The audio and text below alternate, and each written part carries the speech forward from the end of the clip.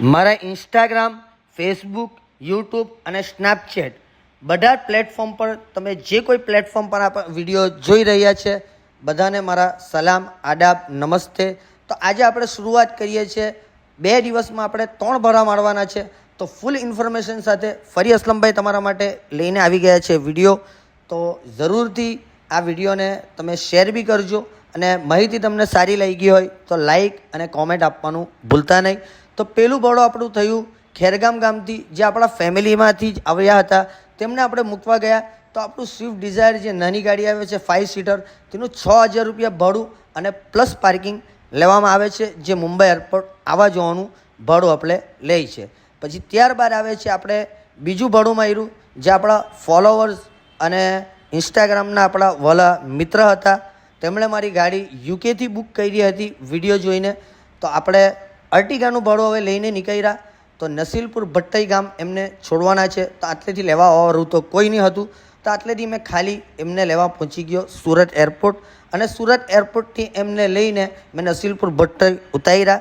તો તેનું ભાડું આપણે લીધું 3000 રૂપિયા અને પાર્કિંગ અલગથી લીધું. તો આ બીજું ભાડુંની સમાપ્તિ આટલે થાય છે. અને ત્યારબાદ સેમ ડે આપણે ત્રીજું ભાડું લઈને નીકળ્યા ફરી રાત્રે મુંબઈ એરપોર્ટ માટે.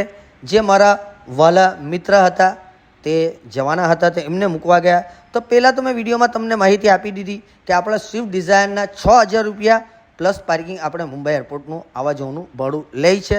અને નવસારીથી આપણે બીજું ભાડું માર્યું નસીલપુર ભટ્ટાઈ ગામથી, જે સુરતનું હતું, તેના 3000 રૂપિયા પ્લસ પાર્કિંગ આપણે લીધા. તો કમ્પ્લીટલી આપણા 3 વિડીયો ફૂલ માહિતી સાથે તમને ઇન્ફોર્મેશન આપી દીધી છે. ને આપણે જે કંઈ વિડીયોના માધ્યમથી તમને ઇન્ફોર્મેશન આપે ભાડાની, એ સાચી જ ઇન્ફોર્મેશન હોય છે અને ફાઇનલ રેટ હોય તે જ આપણે વિડીયોના માધ્યમથી તમને પેમેન્ટની જાણકારી આપીએ છીએ. કે અમુક લોકો કસ્ટમર એવું કરે છે કે ફોન કરીને ભાવતાલ કરાવવાની ને એ બધી ટ્રાય કરે છે. તો આપણે ભાવતાલ કરતા નથી, વન વેનું કામ બી કરતા નથી. આવા જવાનો આપણો ફિક્સ રેટ છે અને નોર્મલ રેટમાં જ આપણે કામ કરીએ છીએ.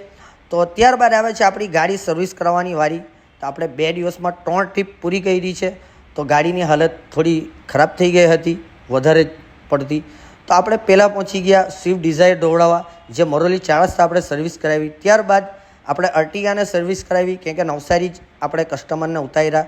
તો નવસારીમાં મચ્છી માર્કેટના નીચે આપણા મણાભાઈ પાસે સર્વિસ કરાવી.